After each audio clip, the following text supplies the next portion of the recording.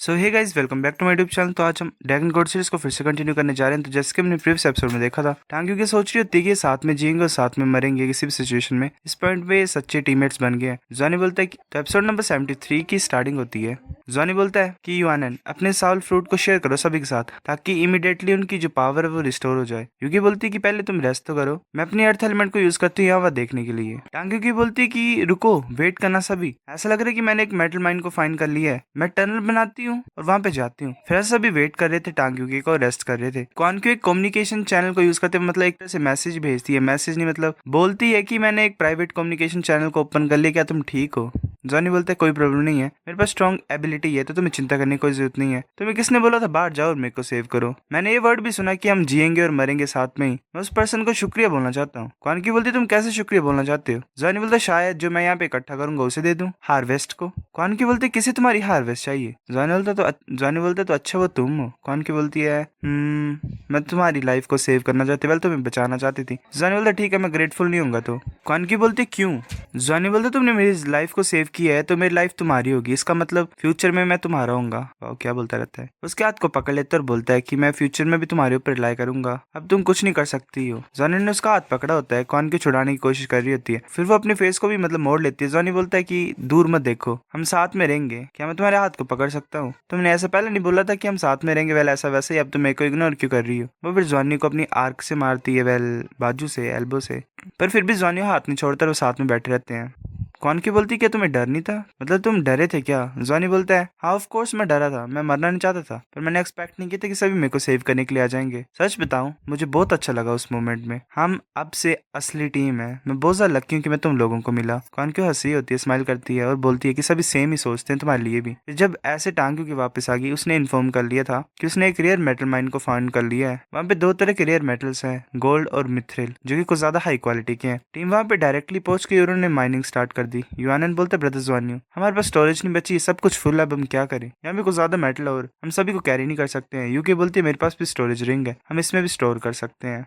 टांग्यू ने अपना फिर मैका बाहर निकाल दिया स्टोरेज रिंग से, ताकि वो अपनी स्टोरेज रिंग में मतलब मेटल्स को कैरी कर सके। फिर ऐसे 6 तरह के रेयर मेटल्स को माइन करने के बाद वो बेस में चल पड़े, जो प्रीवियसली उन्होंने एक सेफली पाथ तैयार की थी। वो वहां पे पहुंच जाते हैं, सब बोल रहे होते हैं कि देखो इनकी तरफ, जो क्लास प्रेसिडेंट और उसकी टीम है वो वापस आ गए हैं। मैं ये सोच रहा हूँ कि उन्होंने कितना कमाया होगा। तभी फर्स्ट क्लास का एक बंदा हमें दिखाया था जिसका नाम डिंगजो हान होता है। वो सोच रहा होता है इस टाइम मैं डेफिनेटली फर्स्ट प्लेस को पाऊंगा, मैं प्रूव करूंगा कि मैं बेटर हूँ तुम्हारे से।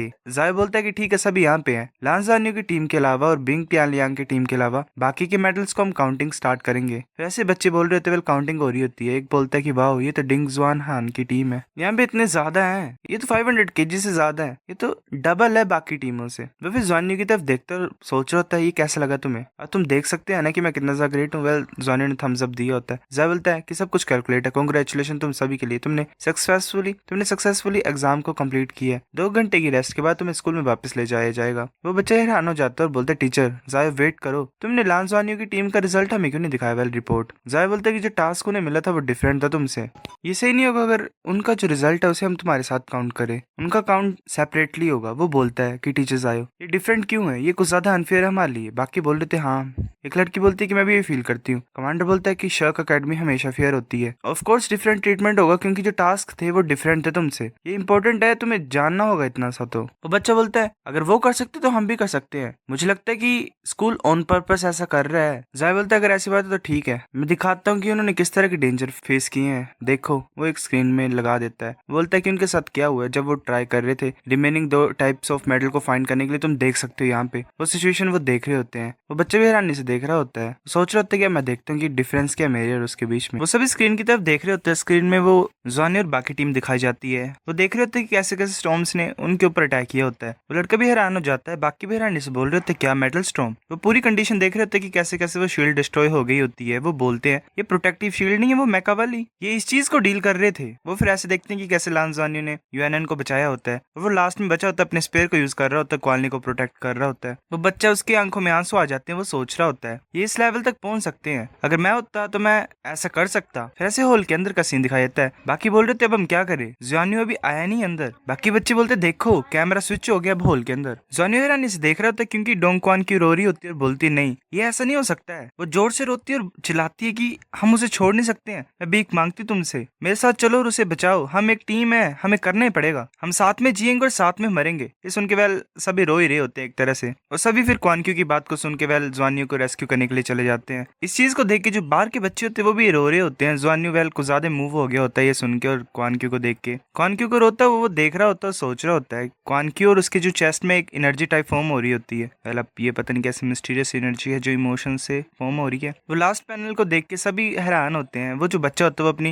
वेल आंसुओं को पहुंचता है और ज्वानियो के पास जाता है और बोलता है कि ज्वानियो मैंने तुम्हें कभी भी ट्रस्ट नहीं किया था पहले, पर इस टाइम में तुमने मुझे सिखा दिया है कि एक ट्रू कैप्टन होता क्या है। तुम नंबर 1 हो हमारी क्लास में, तुम डिजर्व करते हो ये टाइटल, और ऐसा मैं एडमिट करता हूँ, और अब से मैं भी तुम्हें as a class president consider करूंगा। ज्वानियो अपने हाथ को आगे की तरफ करते वो मिलाता है और उसे हक कर लेता है। वो बोलता है अब से साथ में काम करेंगे, हमारी जो क्लास है वो बेस्ट क्लास बन जाएगी। वो बोलता है कि मैं प्रपोज करता हूँ कि जो ज्वानियो है वो हमेशा के लिए क्लास प्रेसिडेंट बना रहे, फ्यूचर में भी ये हमेशा हमारी क्लास का प्रेसिडेंट ही होगा, कोई चेंज नहीं होगा। और वो बाकी सब बोलते हैं हाँ हम एग्री करते हैं। फिर ऐसे वो बोल रहे थे कि फर्स्ट क्लास बेस्ट है, हमारी क्लास बेस्ट है, ये अच्छा है कि ये हमेशा के लिए क्लास प्रेसिडेंट रहेगा। फिर ऐसे चेयरिंग कर रहे होते हैं, बाकी भी ऐसे देख रहे होते हैं। टांग्यू की भी सोच रही होती है कि ये कुछ ज्यादा डिफरेंट है, ज्यादा डिफरेंट।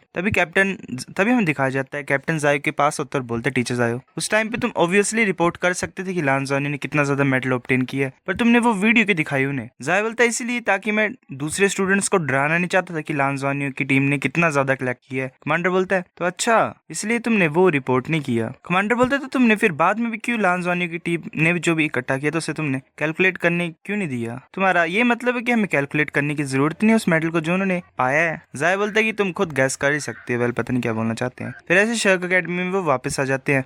लान ज्वानियो और उसके मेंबर्स अपने अपने वेल हॉस्टल में चले गए ताकि वो देख सकें कि फिर ऐसे वो शर्क अकेडमी में वापस आ जाते हैं। वो फिर जो भी उन्होंने इकट्ठा किया होता है उसे बांटने लपड़ते हैं। विंग टियानलिंग और उसके 2 मेंबर्स को 5% का शेयर मिला और बाकियों को 6.5% का। जॉनी बोलता है कि मेरे पास एक सजेशन है बैटल आर्मर के बारे में सभी के लिए, हम मिथ्रिल क्यों नहीं यूज करते? युआनन बोलता है क्या एक बैटल आर्मर के लिए मतलब 25 kg मेटल चाहिए और 1000 refinement first class Mithril metal चाहिए, और ऊपर से 10 लोगों के लिए बना रहे हैं तो ये ऑलमोस्ट 10 पर्पल बैजेस लगेंगे उसको बनाने के लिए। जॉनी बोलता है हमारे पास 2.5 टन मिथ्रिल मेटल है, मैं उसे 300 kg तक रिफाइन कर सकता हूँ। पहले रिफाइनिंग में कम हो जाता थोड़ा। बिंग हैरानी से बोलता है क्या? फिर उसकी जो टीम के होते हैं वो भी जॉनी को पकड़ लेते और बोलते हैं कि अब से तुम हमारे बॉस हो। बिंगो ने किक मार देता और बोलता है कि तुम्हें पता है मैं तुम्हारा ओल्डेस्ट ब्रदर हूँ, तो ऑफ कोर्स पहले मैं आऊंगा, तुम सभी यहाँ से दफा हो जाओ। वेल वाओ क्या ही ड्रामा हो रहा है। मैंक्विन बोलती है कि तुम तीनों हमारे ऊपर चढ़ना चाहते हो। वेल मतलब ऑब्वियसली ये थे पहले टीम के। बिंग बोलता नहीं ऑफ कोर्स नहीं, हम तीनों पीछे रहेंगे, मतलब एक तरह से आगे नहीं आएंगे तुम्हारे। लुफेंग बोलता जॉनी तुम्हारा सक्सेस रेट क्या है 1000 रिफाइनमेंट करने के लिए? जॉनी बोलता 80%। लुफेंग बोलता क्या ये तो कुछ ज्यादा हाई है। मैंक्विन बोलती कि हमारे पास 4 टन रेयर मेटल्स हैं। क्वानली को ज्यादा खुश होता है और बोलता है हम काफी ज्यादा रिच हैं। जॉनी बोलता है फ्यूचर में मैं तुम्हारी हेल्प कर दूंगा फोर्ज करने के लिए। वो बाकी सब बोलते ठीक है। फिर ऐसे लानजानी को फर्स्ट सेमेस्टर शर्क अकेडमी में खत्म हो गया और उसे हॉलीडे मिली। फिर हमें एयरपोर्ट का सीन दिखाता है शर्क सिटी का। लानजानी और क्वानकी दोनों साथ में मूव कर रहे होते हैं। जॉनी बोलते मोम और डैड मैं यहाँ पे हूँ। लानजा और नांगचन बोलती है कि हमारे सन। क्वानकी बोलती है हेलो।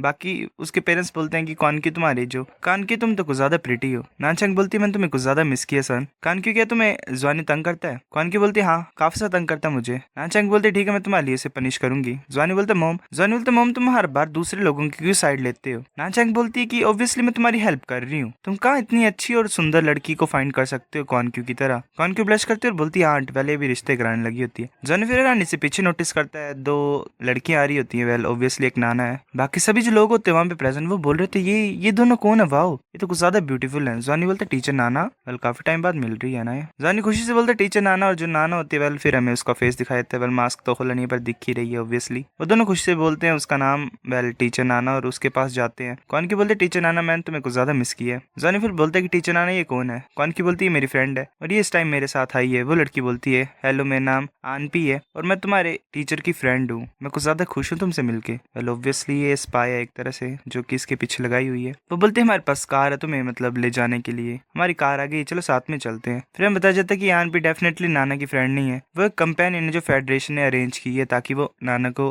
अकम्पनी कर सके, वेल साथ में चल सके उसके। वो भी यही कर रही है, मतलब एक तरह से नाना को मॉनिटर करने के लिए यहाँ पे है। फिर वो पहुंच जाते हैं एक जगह पे वेल शर्क सिटी में। नाना सोच रही होती है कि मेरे को कुछ फेमिलियर सा लग रहा है यहाँ पे आने के बाद, फिर मेरे को कुछ याद क्यों नहीं आ रहा है। आनपी भी सोच रही होती है कि शर्क तब मैं ऑलमोस्ट मतलब बड़ी मुश्किल से मैंने एंट्रेंस एग्जाम में पास किया था। फिर ऐसे सभी शर्क के हाउसेज में रहने लग पड़े। जॉनी बोलते ये मेरा घर है। आनपी बोलती कि वाह ये तो कुछ ज्यादा बड़ा, क्या तुम अकेले यहाँ पे रहते हो? नाना बोलते है जॉनी मेरे को अपने मेडिटेशन रूम में लेके जाओ, तुमने थर्ड रिंग में ब्रेक थ्रू किया ना, मेरे को तुम्हारी स्टेट को चेक करना है। जॉनी बोलता ठीक है। कौन की बोलती टीचर मैं भी आ सकती हूँ? नाना बोलती कि तुम यहाँ पे रहो, रात को मैं तुम्हारी कंडीशन भी देखूंगी। कौन की बोलती ठीक है। आनपी बोलती कि मैं देख सकती हूँ, मैं कुछ भी नहीं बोलूंगा, तुम्हें तंग नहीं करूंगी। नाना पीछे देखती और बोलती है नहीं पर तुम डोर पे वेट कर ही सकती हो। फिर पीछे पड़ गई है। सो गाइस एपिसोड नंबर 73 इतना था। अगर आपको वीडियो पसंद तो लाइक करो, नहीं बेफिर लाइक कर दो, शेयर करो, दोस्तों के साथ कमेंट करके बताओ। अगर आपको वीडियो कैसी लगी सब्सक्राइब करो। तब तक के लिए बाय बाय।